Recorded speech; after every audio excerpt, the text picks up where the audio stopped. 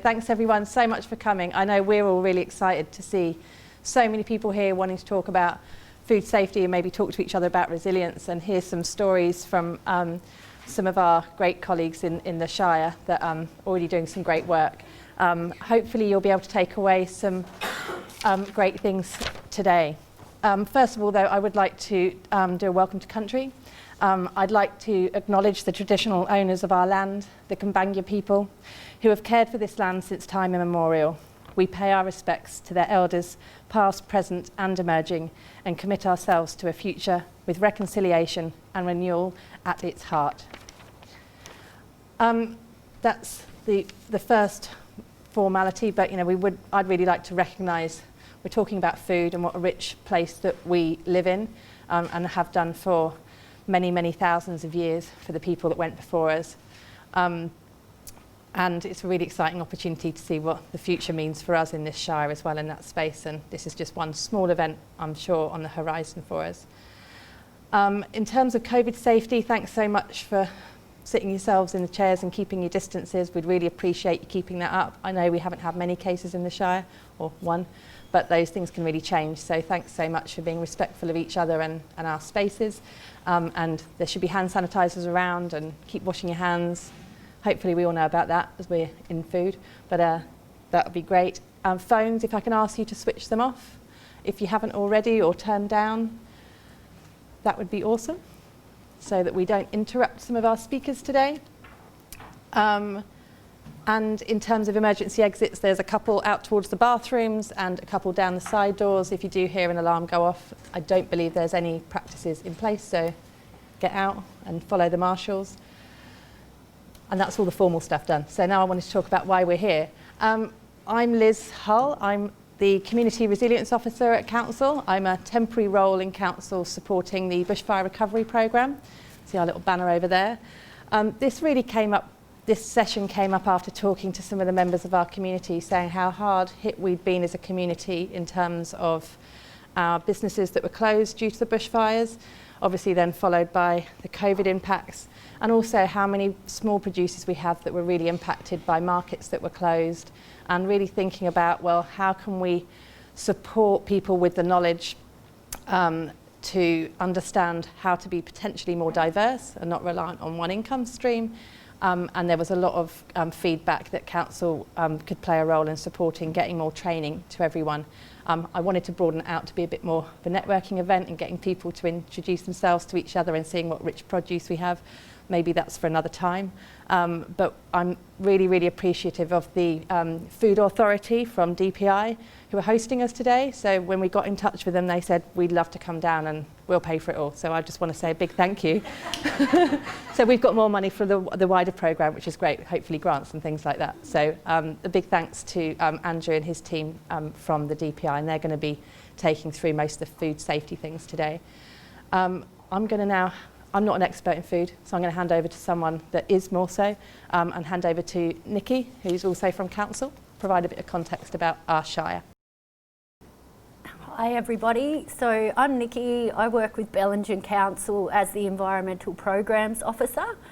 Some of us have already met as I undertake the annual food safety program, which is mostly geared up to go around to the retail food businesses, so the cafes, restaurants and takeaway stores in Bellingen. But as we've discussed, there's an emerging industry of producers and home-based food businesses emerging in Bellingen. So that's definitely an area that Council looks to engage with more closely in the future. With our routine inspection program, I'd like to say a really big well done to all of our businesses who have really shone through the troubles and tribulations of this COVID experience. Everyone's really gone above and beyond to try to maintain a safe business environment for themselves, their staff and the community and customers. Just as an overall on our food safety program and what we find, which will lead into some of the other information that the Food Authority will be talking about today with regards to cleaning, sanitising and all those good things. Bellingen has a very high level of compliance and food safety in our businesses. Some of the areas that tend to fall down a little bit and get complacent is probably frequent hand washing and adequate knowledge of cleaning and sanitising. Mainly what your sanitiser is and how to best use it most effectively. So luckily we'll have Josie here today who will get into a little bit more detail about those items. But also from a customer perspective, one of the highest complaints we receive as a council for conducting food investigations is generally about safe handling of food. So the direct contact with food you're preparing, as well as people are always vigilant of that safe food handling, and people who tend to have pets at the front of the store, or someone else has a pet visiting the store, and some of the staff might like to go out and give the dog a pat and then wander back into the restaurant or cafe. So just be mindful if you are in that industry or you're preparing food, whether it's at a market or a fixed business, that people are always observing what you're doing with the preparation of their food, and just being mindful to do it safely and avoid that direct contact. So hopefully today you will get some further skills or useful tips and knowledge from all the information that the team from the Food Authority have to share with us today, and I'd like to say a big thank you to them for coming and sharing their wealth of knowledge with us, and I hope you all enjoy it. Thank you. Hi guys, my name's Kev, I'm from Combu Whole Foods in Bellingen. I know some of your faces, which is always nice, and there's some that I don't know yet, which is exciting. I wear a few hats. We've got Combu, which is a whole food store based in Bellingen. I'm also deputy captain of a local rural fire brigade and run a nerdy weather site as well, a Bellingen weather site as well, which keeps me occupied now, the trouble. Lawana and I came to Bellingen in 2003 and we opened Combu in 2004. We had a couple of staff and one child at that time, and we now have 18 staff and 4 children. So I feel like at times I'm a dad to 22, which is a tiring but a beautiful thing, and I wouldn't change it for the world. We only have a street store. We had an online store for a while, but which went really well. We had one of the first online health food stores in Australia.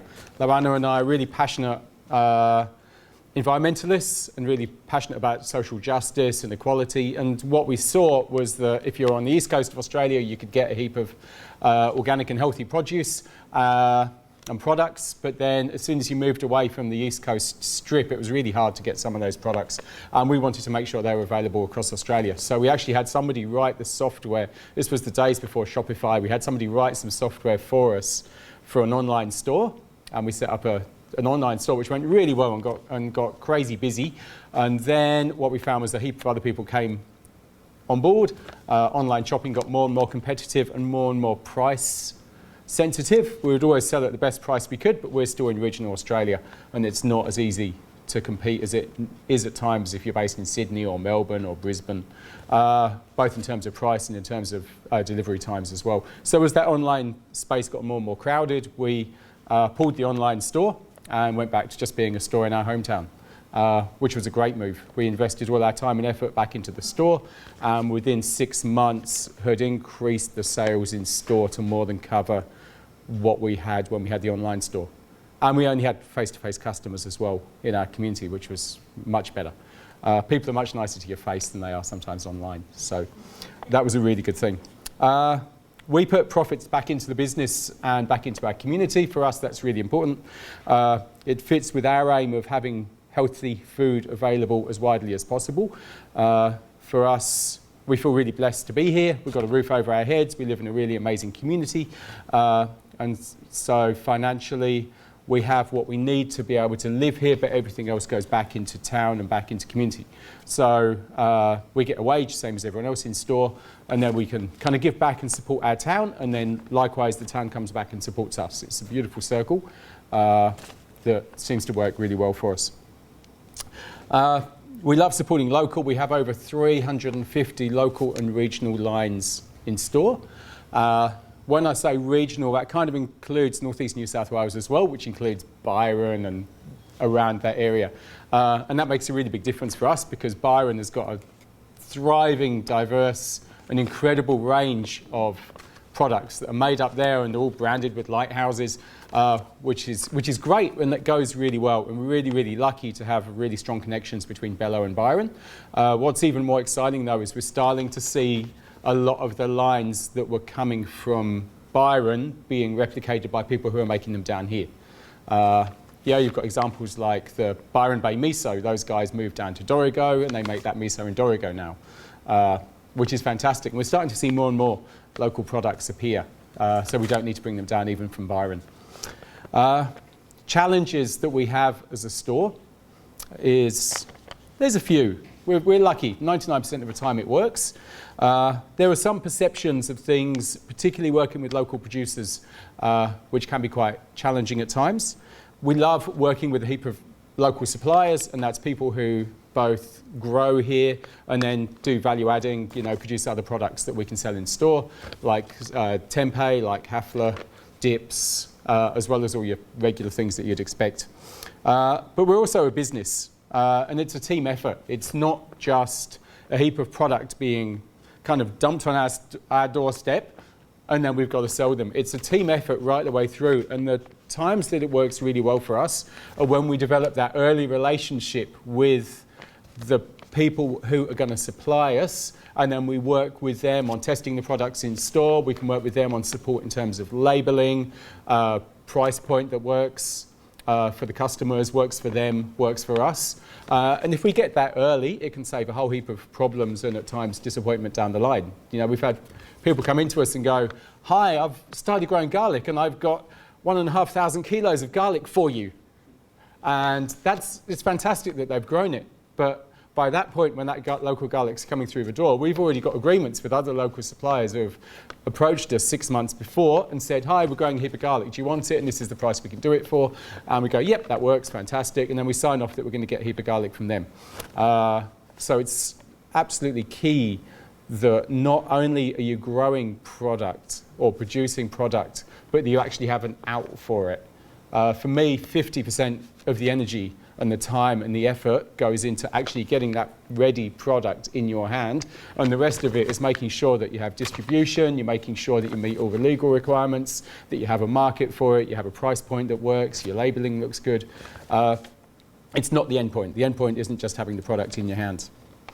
Expectations, we sometimes have an expectation that we can take anything at any time, but we're actually limited in terms of what we can sell in store, in terms of what people are going to buy from us. At times of oversupply, we work with growers on getting stuff from them at a price that works for them, and then we'll sell it at zero markup just to help get that product cleared through, and we'll work and we'll try and do some social marketing, like zucchinis at the moment. Everyone has got zucchinis, which is, you know, it's fantastic. They're growing really well right now. It's a good year for them. But then you can have an oversupply of zucchinis. So at the moment, you know, we're selling them at the same price that we pay for them. We're bagging them up because we know they work better that way. And we're working with our growers to try and get through them. But obviously the key is to try and avoid that situation if you can. Working on the margins is something, when people come and talk to me, or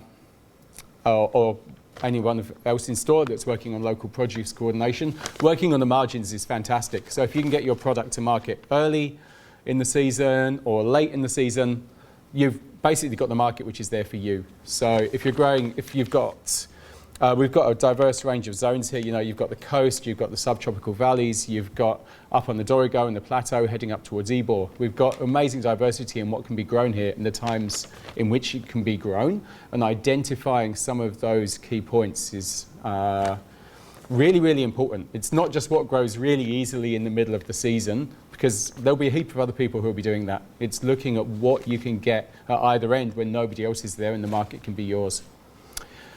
Having different lines to everybody else is fantastic. So, as I said before, garlic grows really well here, but that means a heap of people are growing garlic. So just because something grows well, it doesn't mean it's the thing which is necessarily going to be your niche or necessarily going to pay back for you in terms of the effort that you put in. Getting agreements with distributors and retailers well in advance is really important.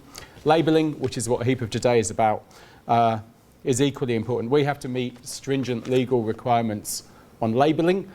We do that because, firstly, you know, we get in a heap of trouble ourselves if we don't, but also because I know that when customers come into our store, every single one of those customers trusts us that the product that they're going to be buying in store is hopefully going to be, you know, good for them, but definitely isn't going to make them sick. And if it does make them sick, because that happens sometimes, that there's a really efficient process in place which can help nail that as quickly as possible. So we don't really have much leeway in terms of health and safety and labelling, so we check with our suppliers to make sure that their premises, if they're on producing, has been signed off with council or with the health department to make sure that it's appropriate and safe to be used.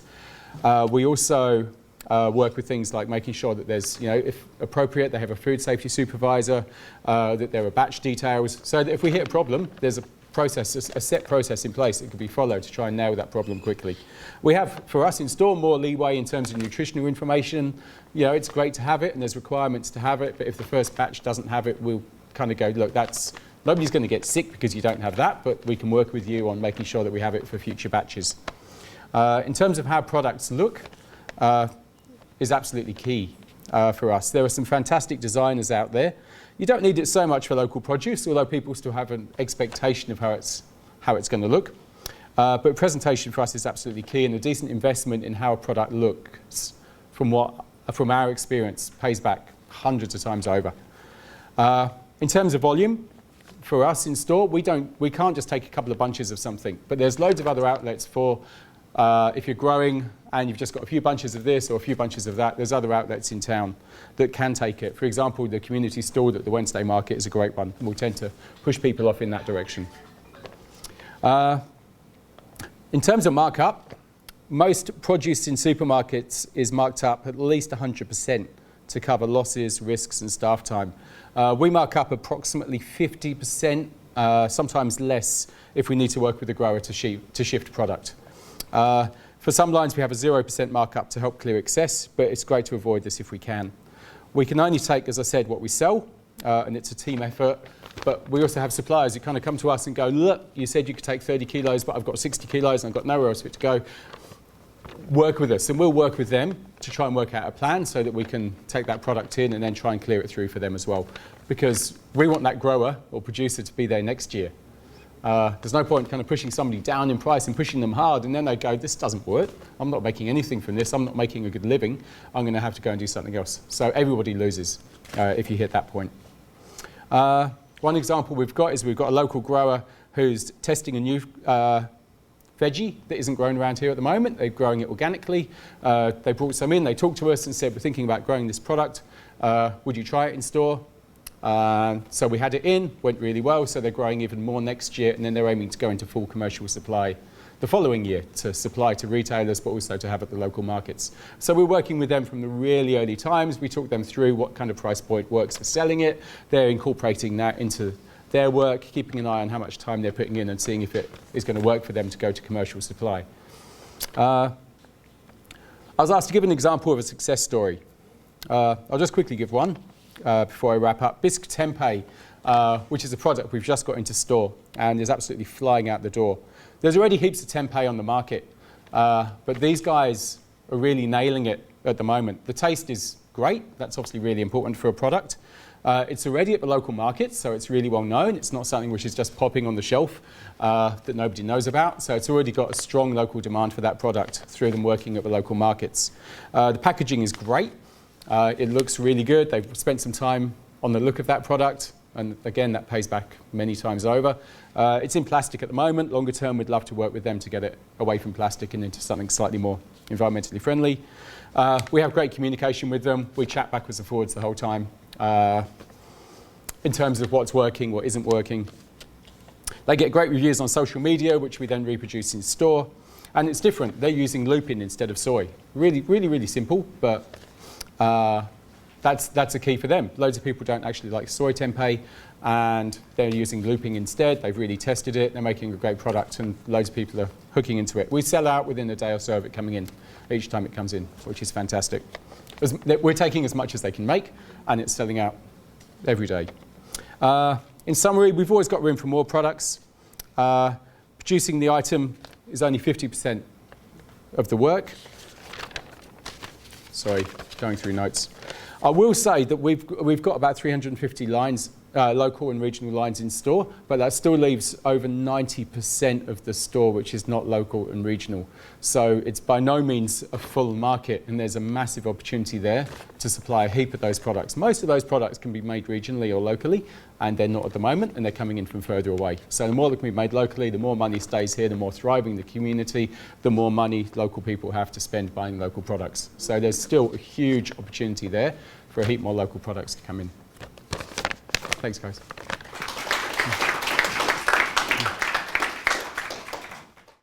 Hello, everyone. My name is Nissim, and I run Zatar.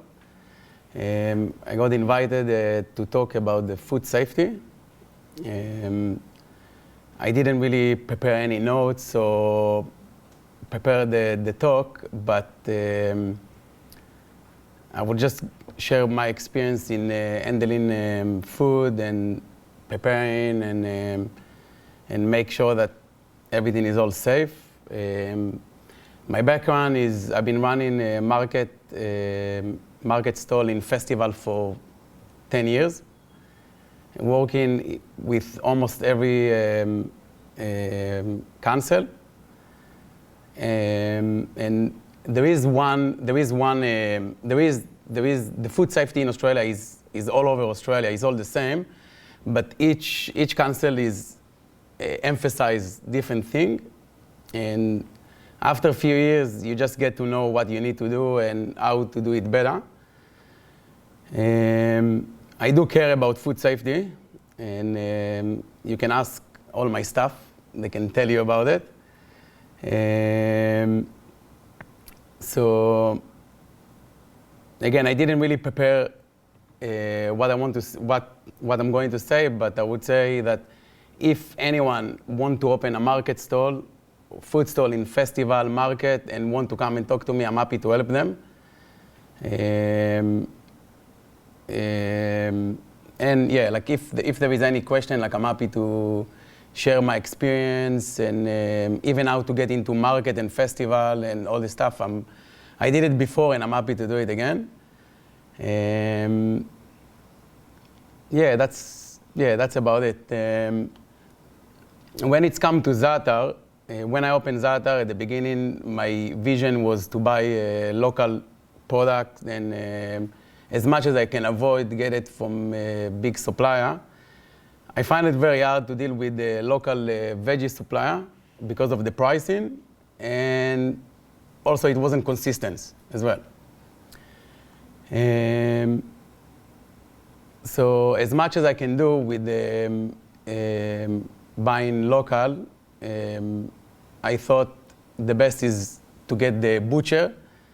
I get all the meat locally, and if you think about it, it's actually like it's good because I get every day small batch, and it's good for safety. So I think that's something that you need to, like all the local businesses need to look, because it's more makes sense to get it in a small batch. It's more safe. I don't buy 100 kilo, which I can probably save $10,000 a year. But buying local is it's safety for the food. Yeah, like in Zatar, in every food business technically need to have a food safety program. There is online, there is information how to complete it, and every food business when they make this food safety program, they take the information that there is supply online, but they apply it to their business. How they transfer the food, how they handle it, and if it's food from Bain Marie, how you need to keep it above 60 degrees, or the 2-4 hours rules, like all this stuff. And then when you complete this food safety, you get to know a lot about your business and how to make sure that all the food sell properly. So I've done it for Zatar as well. I've got I did for my catering business in festival and for Zadar as well. And now we're entering into the summer. And summer, there is different way of handling the food because the temperature is more hot. So that's something that normally in summer you need to look the food in the salad bar, or when you skew the meat, when you make meat big batches, you need to do it in a small batches because the food will not get into high temperature quickly. And yeah, like everyone needs just to follow the food safety plan that they create, and yeah, that's about it. If you have any question for food safety, especially for festival or market, I'm more than happy to come and help you and even show you what I've done for my business. There is difference between running a market stall, like food handling with market stall and festival, because the requirement is a bit different. Like festival, they're asking like four sink. In market stall, you just need to wash your hand. And because in New South Wales is I'm not sure if only, but in Victoria, you're not allowed to run our own business from your home. You have to have a commercial kitchen. In New South Wales, they allow you, so there is a bit different rule in New South Wales. But yeah, so I'm just me dealing with so many health departments and going to so many food safety programs and learning so much about it. I just got knowledge along the year and became a bit fanatic about it as much as I can. So yeah, if anyone wants some help, I'm happy to share what I know. And that's about it.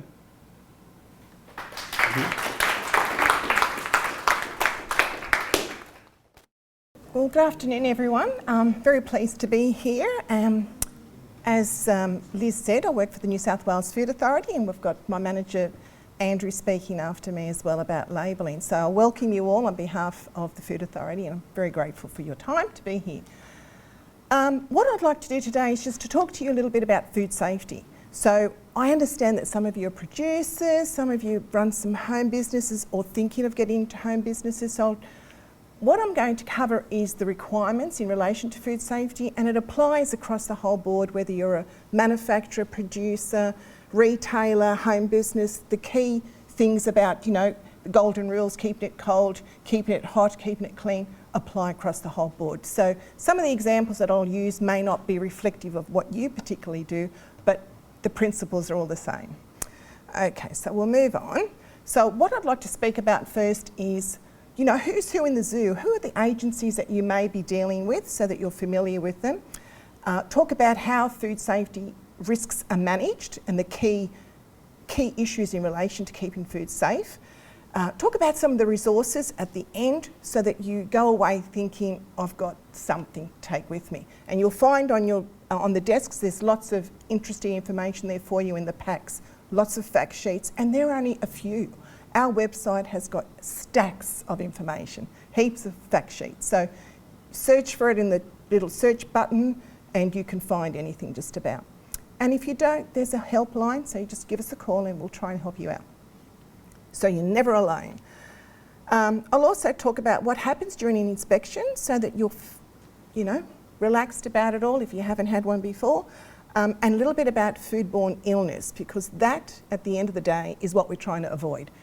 You're making food, you want to make sure that when you sell it, people are going to eat it, love it, come back for more, and not get sick. So we'll talk about what is foodborne illness and how you can prevent it.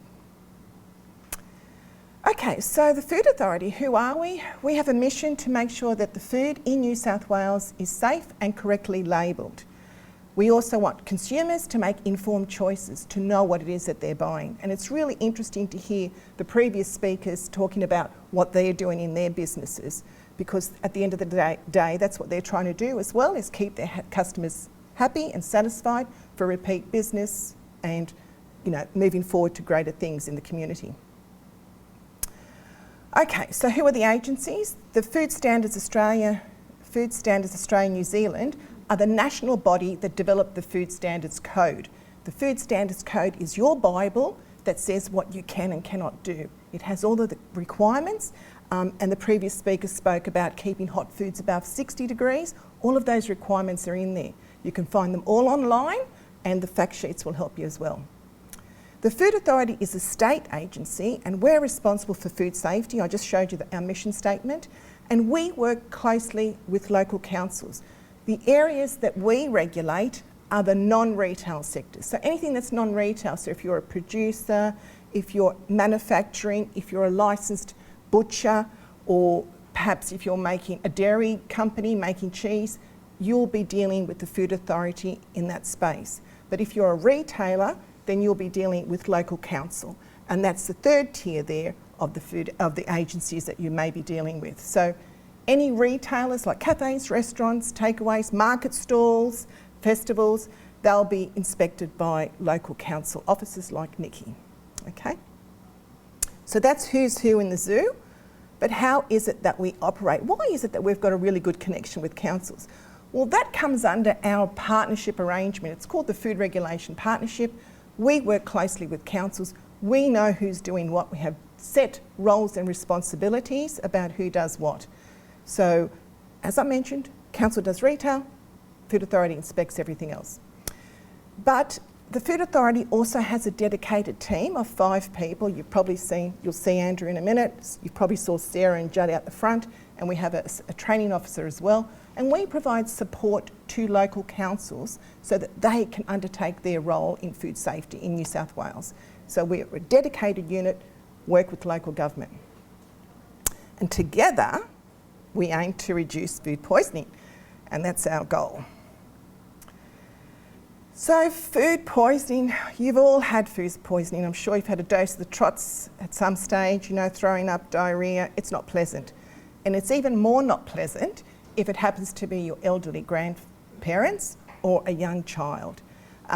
So it's really important that we do as much as we can to prevent that from happening. The thing is, bacteria are found everywhere, but some of the nasties, which we call pathogenic bacteria, are those that make you sick. So a lot of the ones in the environment won't make you sick. We've got them on our skin, but we do have some that are nasty and they will make you sick. So they're the ones we're trying to avoid. And they give symptoms like vomiting, diarrhoea. As I mentioned, you could be hospitalised. It can even cause death. So in Australia, we have 4.1 million cases nationally, and it costs 1.25 billion. The stats are there. And it's a significant issue in Australia. We have over 4,000 cases of salmonellosis. We have over 10,000 cases of campylobacteriosis, which is another organism. 30 cases of listeria. You've probably heard of these in the media. So listeria, we had a rock melon outbreak a little while ago. You may have heard about that. And if you go on the website, you'll find case studies about this. And the other thing we have is cases of deaths caused by fatal anaphylaxis, caused by allergens if people are allergic. And the really sad thing about that is that's life and death. If an allergic person consumes something that they're allergic to, and even with multiple EpiPens, they can still die if the right thing isn't done. So you all play a role in that if you're dealing with giving food to people. We'll talk that a bit later. So just there in red is where these organisms are commonly found. So high risk foods like high proteinaceous foods like chicken, eggs, and if they're undercooked, can have these organisms there that will make you sick.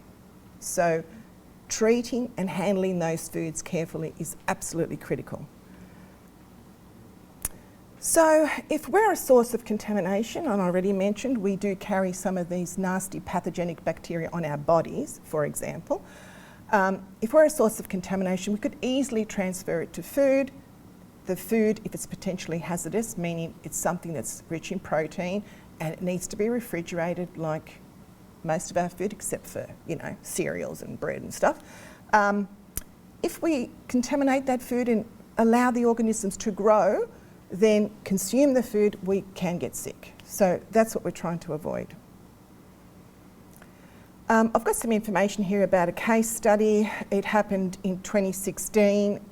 The reason for this foodborne illness outbreak was because of poor cleaning and sanitising. And I won't go into the details, but just to give you the bottom line, poor cleaning and sanitising, lack of skills and knowledge by the people, they didn't know what they were doing, and they were previously advised not to use raw eggs, and they continued to use raw eggs. And raw eggs can be problematic. I'll explain it a little bit further on. So that business really caused a lot of heartache, over 180 people sick, and they had to close down for some period of time while they cleaned it all up. We don't want that happening to you, so you need to know what you can and what you can't do and how to prevent that from occurring, and we're here to help.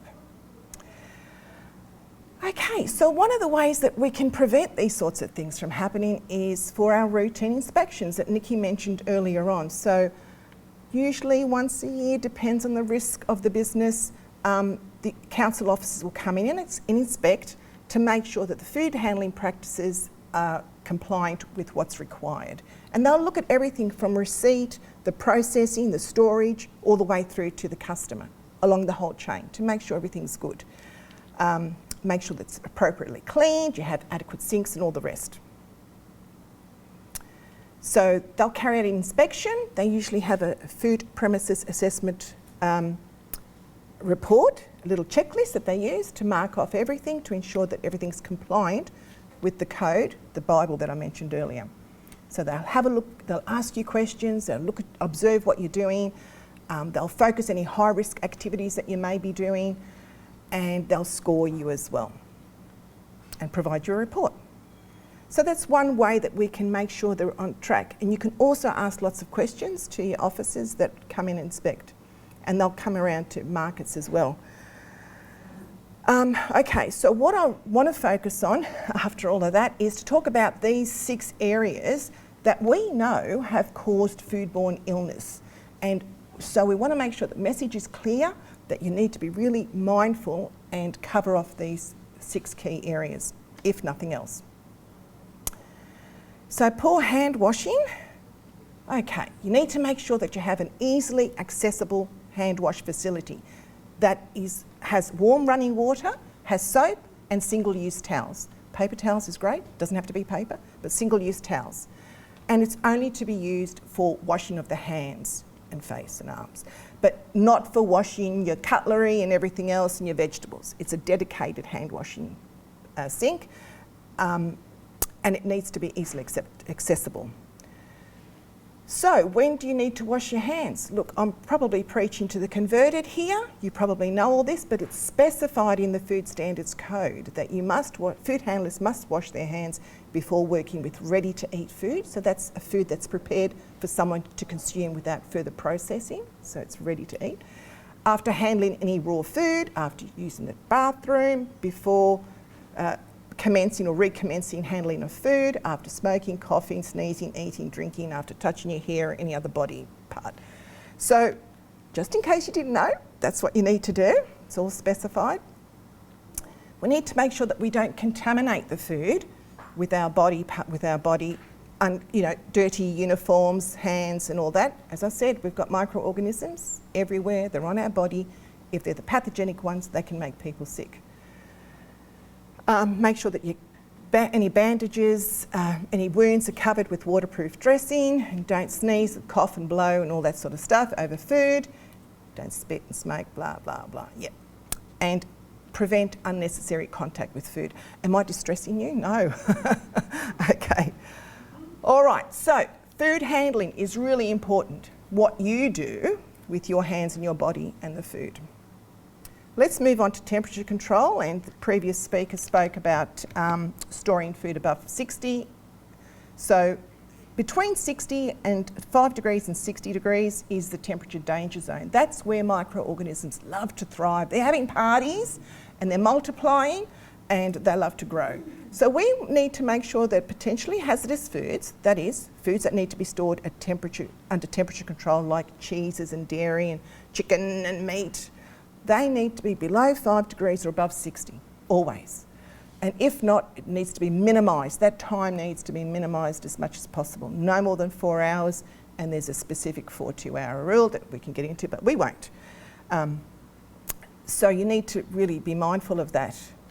I've just got an example here of 2 instances where we had potentially hazardous food. One was at 22 degrees, I'm not sure if you can see that at the top, and the bottom one was 23.7 degrees. Is that okay in a bain-marie? No, absolutely not.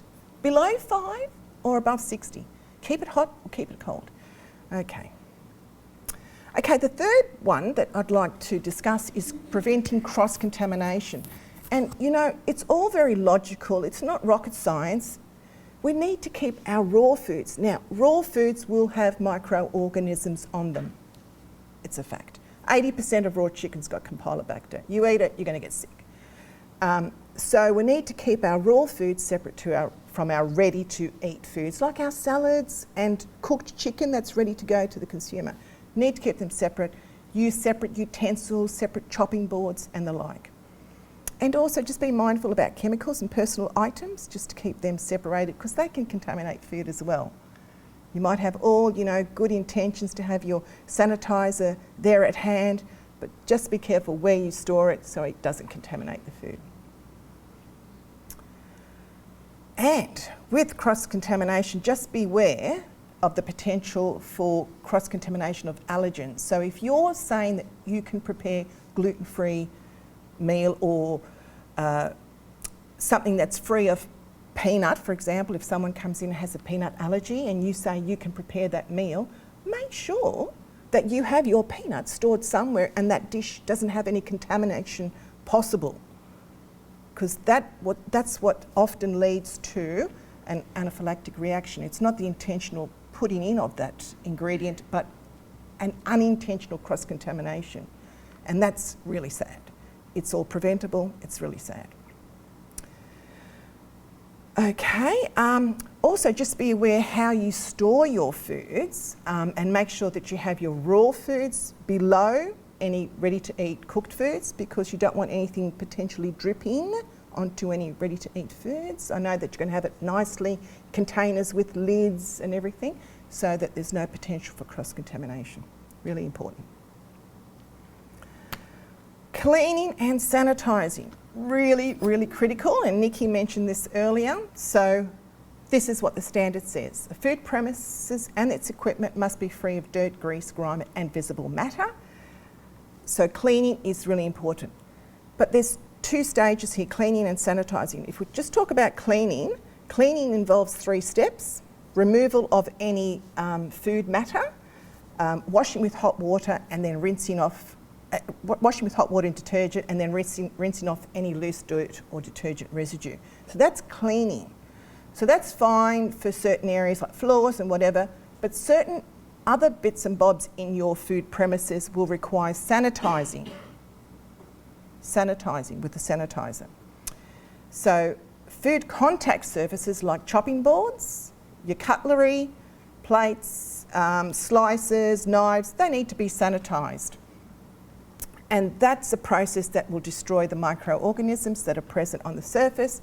And you can do that one of 2 ways, either with heat or with a chemical like a sanitizer. But it's only effective if the surface is already clean. If the surface is dirty, then the sanitizer may not work, because the protein that's there will just neutralise it and it won't work. So it's important you clean first and then sanitise, 2 separate steps. There are some chemicals that will do a clean and sanitise in 1 step, so you just got to read the instructions from the manufacturer and make sure you know what you're doing. Same with dishwashers. So ideally separate. So effective chemical sanitising can be done with a chemical sanitizer that you buy from somebody or other. There's lots of providers. Make sure you read the instructions and follow the instructions carefully. And a clean and sanitised surfaces and utensils between preparing raw and meat and ready. We know that. Effective heat sanitising is through heat, really hot water. Dishwashers, commercial dishwashers will do that for you if they go up above 82 degrees in their final rinse. So there's an option. And just before I move on, I'll just explain that in your kit you've got some really great stuff, lots of fact sheets. You've got a lovely little food safety calendar with lots of good information. You've also got these, which aren't COVID swabs, but these little swabs. And just wanted to share this with you so that if you go back to your premises, you can perhaps have a go at doing it if you want. And it's to check the cleanliness of a clean surface. So it's no point me doing it here. I know it's not clean. So clean the surface and then have a go at it. So all you need to do when you get home, and don't contaminate it by opening it now, is just you pop out, I'll use this one which is used. Just pop out the swab, swab an area, pop it back in, and then at the top you break that, snap that, the liquid will fall down here and just shake it up. If you get a green result, it means it's clean. It means it's clean. If you get a purple, it means it's not clean. So it's detecting protein. So the protein could be from unclean surface or it could be from microorganisms that might be there. But it's indicative that it's not clean. Okay, so if you want to have a go at that, do so. Okay, pest control. Somebody mentioned pests earlier. So the standard says food premises must be free from animals and pests.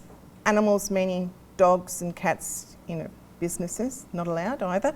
But pests in particular, we need to be mindful of. They love your premises if you're dealing with food. They're going to want your food. So we want to do something about that. So assistance animals, just be aware that are permitted in certain areas, and dogs can be permitted in outdoor dining areas if the proprietor wishes so. So the standard says that food businesses must prevent the entry of or eradicate any pests in the food premises. So stop them from coming in with sealing any cracks, using screens, fly screens, storing your garbage in sealed containers and keeping it free from clutter. But if they happen to come in, then you need an eradication program, a pest control program, so use a pest consultant or a licensed pest provider, or have a pest control program in place. So prevent them from coming in. If they do come in, get rid of them. Okay? Here's some nice little pictures. We've got a cockroach baked in bread. We don't want that on your food. A fly in a pie. And the next one is a real one. We've got a little possum that's just so full from eating all those tarts. And it's a real photo. Okay, the sixth point I wanted to talk about was improper use of eggs. Now, eggs can be hazardous if they're not handled correctly. We know salmonella is found in birds. It's evident in their intestines as well. So the shells, because they come out through the same channel as any poopies, it can be contaminated with salmonella. So we need to make sure that cracked or dirty eggs are not sold. So a supplier of eggs cannot sell cracked or dirty eggs. If you're handling eggs and you buy it from, nice fresh dozen eggs, and you want to separate your eggs and your yolk from your white, if you use the shells to separate them, that could be problematic because you might have salmonella on the surface of the shell. So we suggest you don't do that. But I'm only talking about if it's not being baked. If you're separating it and you're going to cook the eggs, that's cool. Go for it. Scrambled eggs, go for it. But if you're going to be using eggs raw, suggest don't do it. Buy commercially sterile food stuff like, I'm not sure how prevalent it is here, Nikki, in relation to using raw eggs to make raw egg sauces and aiolis and smoothies. But in metro areas in Sydney, it's very popular. We suggest don't do it. You can buy commercially sterile prepared aiolis and mayonnaises, and then add your own touches to it to make it your own. But if you have to use raw eggs, then follow the guidelines. I'm not going to go into much detail there. The guidelines are on the website. Okay, Okay, so they're the 6 things that I wanted to talk about, 6 key issues about food safety. So after the inspection, the officer will give you a report. They may take some enforcement action if they find something particularly nasty going on, or give you some heads up, some educative material, or whatever it might be. They might return if something needs doing. And the food business, hopefully, will address any issues that have been discovered. Okay, so that's that. Just quickly to finish off, there's a couple of things. You guys up here don't have the Scores on Doors program, I don't think, but it is a program where a business can put their score on the door, and it's good for business. Consumers know. Oh, you do have it? Yeah. Cool, excellent. So if consumers can make an informed decision then, which is really great. Sorry, just above that, the Food Premise Assessment Report that I spoke about earlier, which is a checklist during inspections. All councils use that, so there's consistency amongst the state. And there's a food safety supervisor requirement, so if you're a retail business selling potentially hazardous ready-to-eat foods that's sold not in its original package, then you need to have a food safety supervisor on the premises. So that's mostly any cafe, restaurant will have to have one. Markets at festivals and stuff like that would probably need one. And if you haven't seen it already, there's the new FSS certificate. It's changed colour, it's not green anymore. So all the new ones will have that new look. It's blue, and it's got some sort of security anti-fraud bits and bobs in there, so you can't photocopy it and fudge it. Wonderful. You've probably seen the Name and Shame website. Has everybody heard about the Name and Shame? So on our website, we name and shame anybody that's received a penalty notice for anything that's contrary to the requirements in the Food Standards Code, and they're listed there. Just quickly about anaphylaxis. Have I got time, or should I just? Yeah, okay. A little bit about anaphylaxis. 50 cases go to emergency each week in Victoria in 2019. That's a terrible stat. I'll tell you why it's terrible. Because it's 100% preventable. So it's not good. And, the consequences are terrible. So what are those allergens? The most common allergens that people are allergic to are listed there. There's 10. Sesame, wheat, tree nuts, so any sort of tree nut, not just peanut, milk and dairy products, peanuts as well, fish, eggs, crustaceous, soy and lupin. And in most cases, those foods, I'm not allergic to any of those. I'm a little bit intolerant to dairy, but for people who are allergic, it's very bad. So these people are allergic to the protein. They react to the protein in that product, but it's harmless to most people. They produce antibodies against that food, and that's the defensive mechanism that comes up, that reaction that they get. And it's quite severe. There's some information there about a true allergy. The most severe form affects the respiratory tract and the cardiovascular system.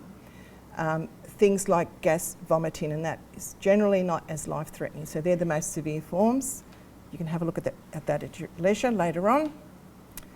And just some stats here that are approximately 4 to 8% of children between the ages of 0 to 5 and 2 to 4% of adults are affected by food allergy, have an allergic response. And 1 in 10 infants now have an allergic response, which is just alarming. And fatalities from food-induced anaphylaxis increases by around 10% each year. What's going on there? Food for thought? It's doubled in the last 10 years, hospital admissions increased, and deaths have increased as well. And I'll say it again, it's all preventable through really good communication. And there's some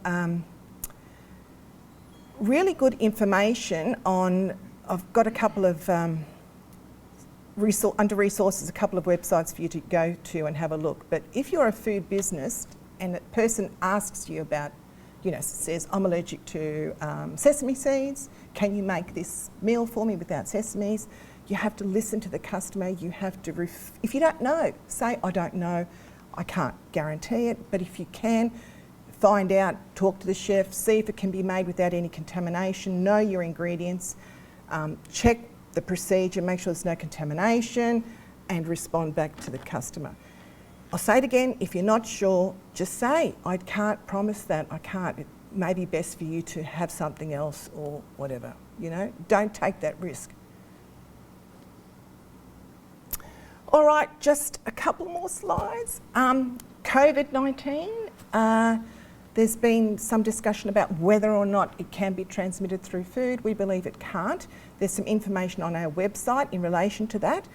There's also some really good information. We've prepared a training program, which is a short, I don't know how long it takes, 20 minutes or so, and you can learn a little bit about COVID and get yourself a little certificate. So there's, on our website, there's information there for you as well. And that's about the, you can click on that little link and do the training. There's a list of resources for you. Your council is probably your first point of call. Food Authority, Food Standards Australia, New Zealand, that's the Bible that you need to conform with, the Food Standards Code. Allergy and Anaphylaxis Australia has some great information. Food Standards UK, and there's the link to the COVID free online training. If you want to know about food recalls and things like that, you can stay connected with the Food Authority by subscribing to our emails and you'll get alerts. And that's about it. So we've covered off who the agencies are in relation to food safety, what happens in a food inspection, what those high risk practices are. Remember there were 6 of them. Foodborne illness, and what you can do to prevent people from getting sick and keeping your business safe.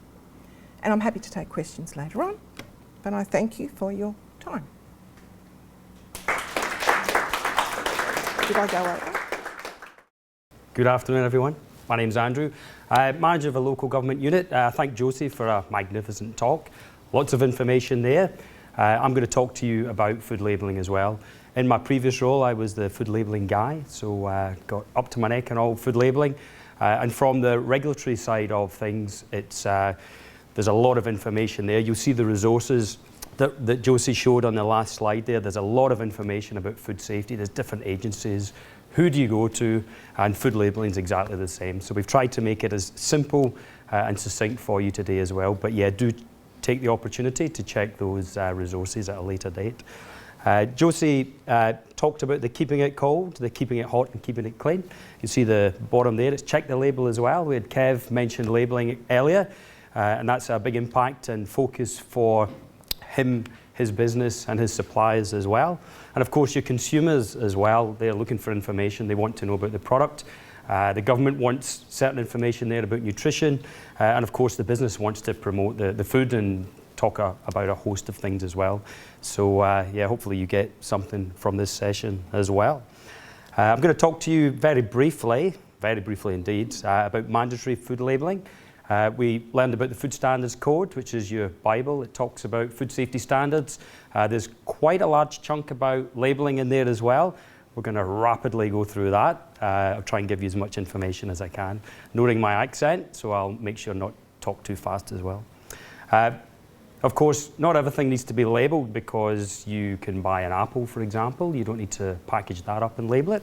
So in that type of environment, what labelling or information needs to be provided?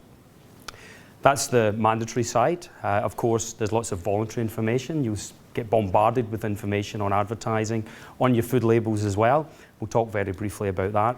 We will build on what Josie spoke about, the allergens, such a high priority in New South Wales. You see those figures in Australia about the anaphylaxis, food allergies, particularly with children. It's in Australia and New Zealand, it's far greater proportion of the population that is an allergic consumer. We don't know why, if it's because the place is so clean or because of the environment, we don't know.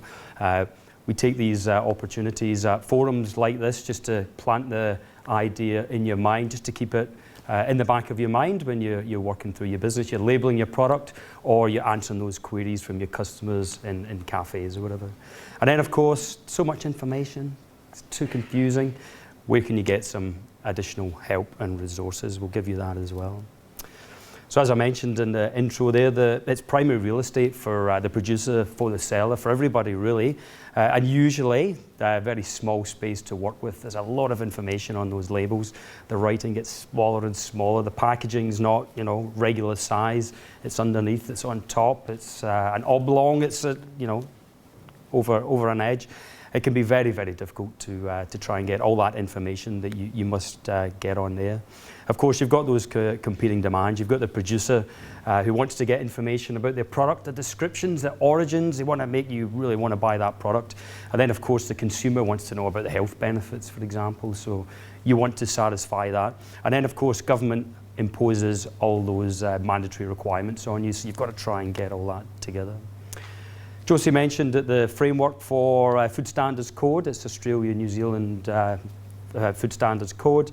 The labelling requirements are in there. Are they easy to read? Probably not. Not that easy to follow at all.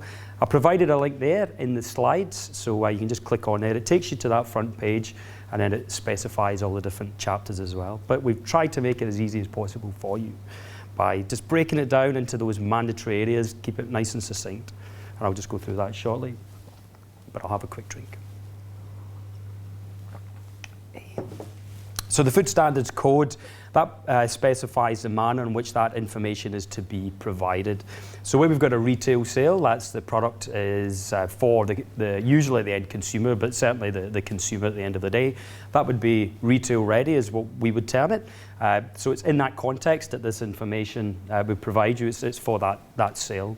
So of course the name of the food, you want to tell people what's in the product. So by law, you must provide what the name of the food is.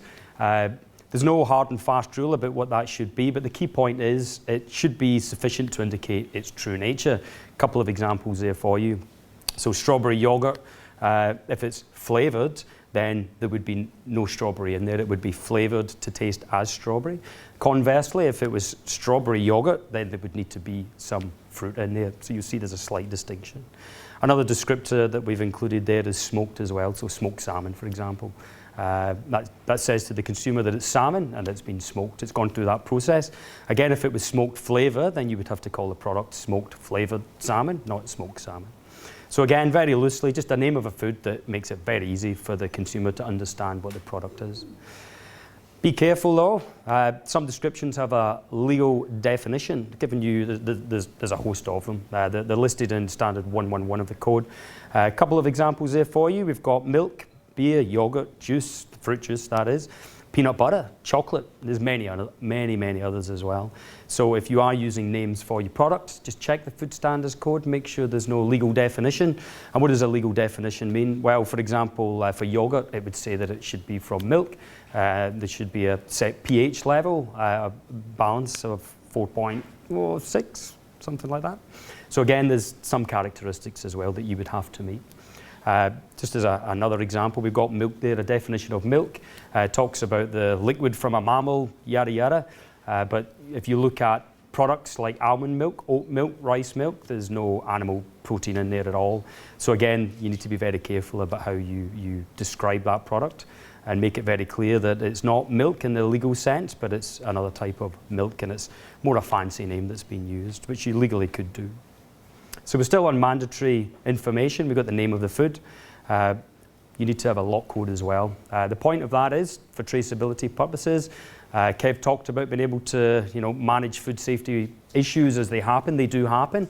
I suppose the key is how does the food business set up to handle that.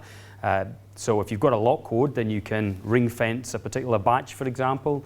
You might identify there's a foreign body in there, a detergent, a fly. We saw a fly in a pie, for example. So Food Authority or local council would, in that situation with the fly in the pie, they might want you to get that batch and recall it. And to do that, you would need a lot code or some form of marker on your product. Additionally as well, we need to have a name and address of the supplier on that product. By law, you must have the name of that supplier. It could be an importer, it could be the distributor, manufacturer, whoever, but ultimately that person takes legal responsibility for the food safety of that product. We do find, particularly with home-based businesses, they don't want to put their address on there because you'll have queues of people up your driveway banging the door. You can, in some instances, have a different address. That might be a solicitor or an accountant, for example. You could put their address down, but of course, make sure and ask them first. It's always good to get an agreement to do that. But PO boxes, not permitted. It needs to be a geographic address as well. But still on mandatory labelling information, you need to have your ingredients on there as well. So effectively, the largest amount of that recipe, that goes first in your list, and then in order of ingoing weight thereafter, listed quite neatly in an ingredients list. Use common terms, so you must use water. You see some fancy products where they call it H2O or aqua. You can't do that, just keep it common terms so that all people can understand that. I mentioned the order of ingoing weight. You can list compound ingredients. A compound ingredient is another ingredient within an ingredient. A couple of examples there, a spaghetti in a minestrone soup or a chocolate in a muffin. You could list that ingredient in your ingredients list as simply spaghetti, so long as it's less than 5%. If it's greater than 5% of that total product, then you just draw out those ingredients of the spaghetti and you just include that into your ingredients list as well. Getting a bit technical there just to make it a bit more complex, but if you use food additives in your product, you must list them as well. Some of them have got very, very big names. I'm sure you've come across many of them. They're very, very large scientific names. The Food Standards Code makes it easy for you. So for example, the technological purpose, you can list that.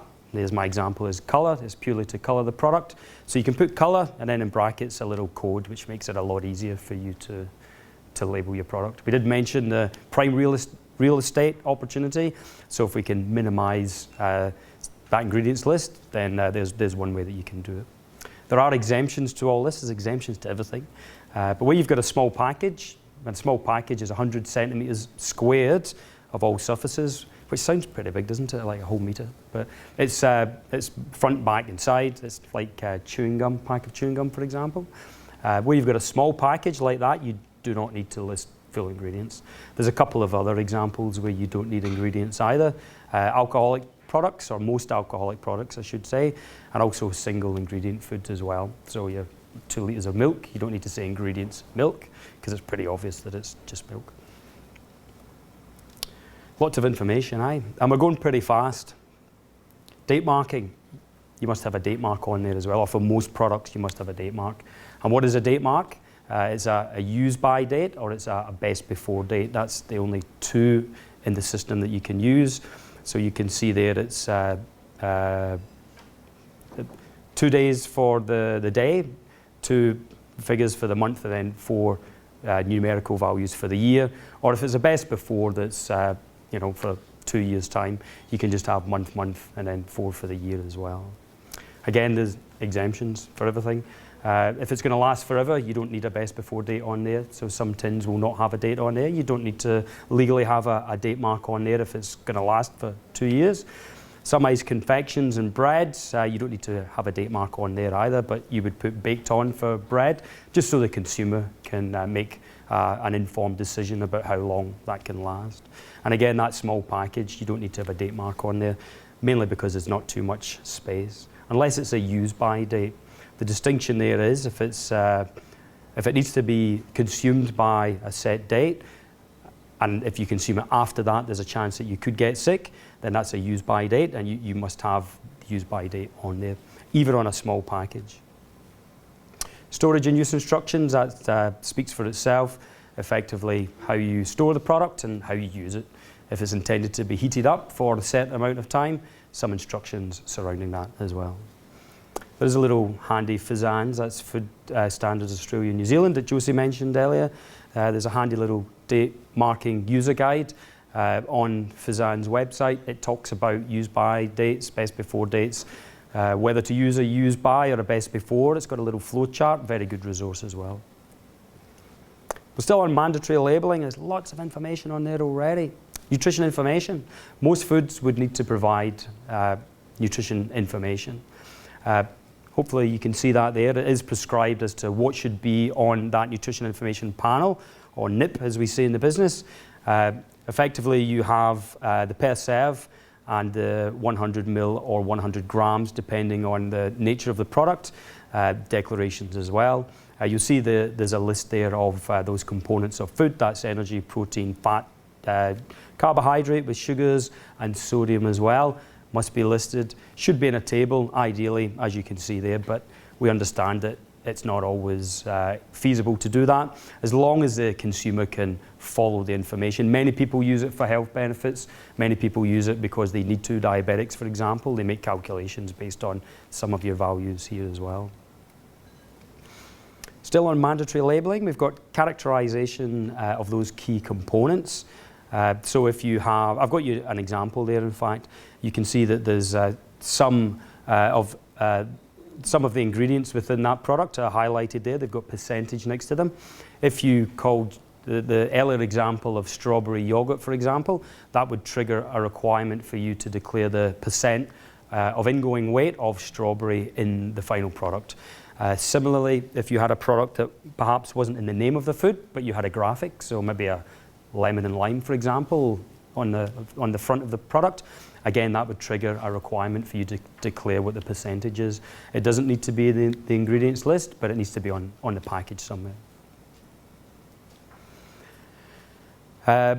Josie talked about allergens. I did mention that I would talk about allergens as well. It's, as I say, very high important, and it's a severe public health risk to the allergic consumer. There is requirements where you have certain ingredients or components of food within the product.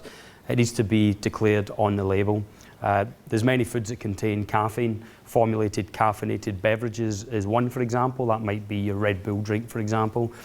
You've got to declare caffeine is in that product. In some foods, you've got to declare it within the nutrition information as well, just to declare what how much of that substance is in the food. Allergens, as we mentioned, we had the usual suspects that were listed up there. Again, if these are components of your food, ingredients, or the processing aids, whatever the case may be, you must declare that they're in those products. The reason that you have to do that is so the consumer is aware and can make informed decisions about whether they buy your product. There are others that require mandatory labelling. I've got a couple there for you. Bee pollen, if the product's unpasteurised, you've got to say that it's unpasteurised, and there's alcohol content statements as well. So not for all, only certain drinks or foods that have set amount of alcohol within them. So that was very, very quick, of course. That's your packaged food, and that's your food that is retail ready for the consumer to buy. But of course, not all products that you sell would need to be labelled. And when would that be the case? Well, one would be if it's unpackaged, for example. It just wouldn't be feasible to label and provide all that information on an apple or an orange or a beverage that's just been made. So I suppose for you it's well, what information do you need to provide? There's a lot of mandatory information on those packaged foods. How does the consumer get that information when it's unpackaged, for example? And other examples of when you don't need to label as well. If you make the product and package it and you sell it on the same premises, you do not need to fully label the product either. If it's packaged as an express order for immediate consumption, that might be a pizza, for example. Again, you do not. That's why you don't see full labelling on those products. They don't need to do that. Assisted display. Someone mentioned earlier about working in markets. Again, it's not always feasible to package and label all those products. If it's an assisted display, that is that the consumer can't have access to the product. It might be behind a person. It might be in a refrigerator. It might be on a bench. But effectively, the consumer doesn't have access to that product, but they speak to the person. We would deem that to be an assisted display. You don't need to fully label your product either. And also if you're arranging a fundraising event, again, to make life easy for everybody without the burden of having to label all those products, if it's a one-off fundraising event, you don't need to fully label those products as well. So of course you've not labelled any of those products, or you're selling it in the manner that we've just listed on that previous slide. But there is information requirements. So by law you still need to provide some information, and that's it listed there. So effectively, where you don't need to provide all that information, it might be unpackaged, whatever the case may be, you can provide the information next to the products as part of the display, or simply upon request. So you don't need to provide any of that information unless somebody asks you a specific question. And legally, what information you must provide in that instance is listed there for you. So the name of the food. Someone asks you, what's this pie? Then you would tell them what the nature of the pie is. Any advisory statements, again, highlighting allergens. If someone said, I have a nut allergy, can you tell me if there's any nuts in this product? At that point, you're legally obligated to provide that information. If you make any health claims about the product, so if you say that it strengthens bones, for example, and somebody asks you about the nutrition, on what basis do you make that claim? You're legally required to provide that information as well. There are other specific examples, but time just doesn't allow me to go through that. So the key is, if you are selling products in the manners listed in the previous slide, just be aware that legally there's some information that you must provide. I've just said at the bottom there, you don't need to disclose your full ingredients. So if someone says, what is your full recipe for these pies? The law doesn't require you to do that. It's only the name of the food or whether there's any allergens, for example, in there. So you don't need to disclose your recipe. A couple of additional key points just to highlight with you. If you supply to other food businesses, so an RSL club, for example, if you supply to these guys, you don't need to provide all that mandatory information that was the majority of the previous slides. There's some information that must be provided, and it's listed there. That's specified in Standard 121. It's a catering sale. You'll see there's limited information. The name of the food, a lot ID, any of those warnings or declarations, for example, bee pollen, unpasteurized, allergens, a date mark, and storage and use instructions as well. You don't need all the other information. Quick highlight there, you can't alter your labels. So if you've labeled a product, you can't then alter it thereafter. It's a straight out breach. And legibility as well, it's always key just to highlight with you. Make sure it's in English. You can have it in other languages if you want to, but predominantly it must be in English. Shouldn't contradict each other. So if it says there's peanuts in it, but it's described as being peanut free, that's problematic. And warning statements must have minimum text size as well. So you can make it, legibility is a bit subjective, depends how much information's on there. But for some warning statements, you must have a minimum size just so that people can see that. So of course that's the mandatory stuff, lots of information on your product, but as you probably will be aware and might want to do, might want to provide some additional information. It's voluntary. There's no real control under the Food Standards Code about how you do that, other than it must be true and correct. So there is provision within the Food Act, which is overarching legislation that gives the Food Standards Code legal effect in New South Wales, where you must provide truthful descriptions and what have you of the products. I've given you some examples there of credence claims. You might have a propensity to label your products with things that are on the slide there. Environmental, anything about the origin, so that might be a catch area or Byron Bay or from Belgium, for example. Production methods, free range, grain-fed, organic. The product quality, preservative-free, no artificial colours and flavours. You've probably seen them all. Effectively, they've just got to be true and correct. Also, just to highlight that consumer law also applies. So although we have the state agencies and the local council that deal with the food legislation, you might have ACCC or Fair Trading, for example, would also, their legislation looks at false and misleading statements. That would be captured as well. Health claims, I mentioned that before. It's quite a big area. It's quite a complex area under the Food Standards Code as well.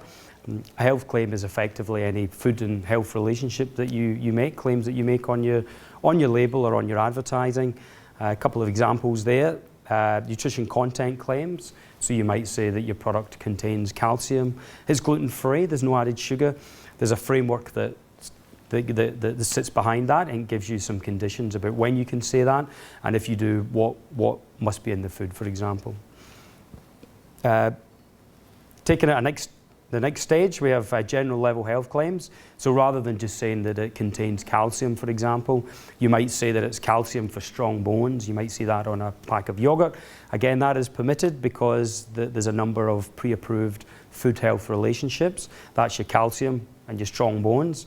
It's pre-approved, so you can certainly use that. Again, you've just got to meet the conditions, and the conditions generally, quite loosely, are that the product has a minimum amount of calcium within each serve. Taking it another step beyond that, you've got a high-level health claim. So the example there is fruit and vegetables reduce the risk of coronary heart disease. You can see hopefully how that goes the next level from calcium for strong bones.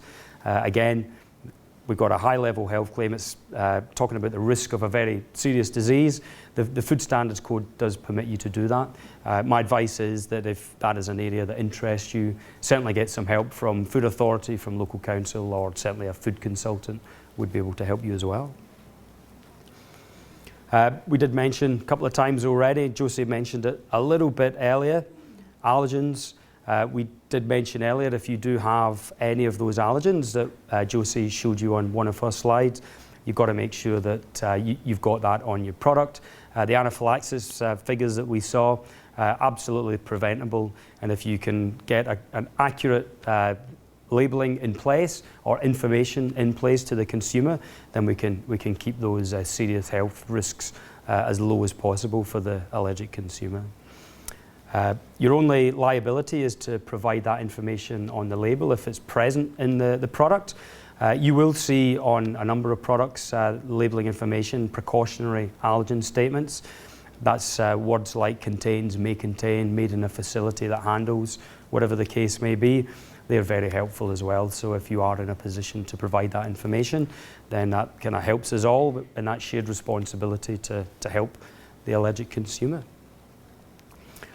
It's always prudent just to mention, we've talked about the Food Standards Code, what needs to be on there, what's mandatory, and then if you make voluntary labelling declarations, what kind of framework sits behind that. There's some labelling information that's not Food Standards Code mandated.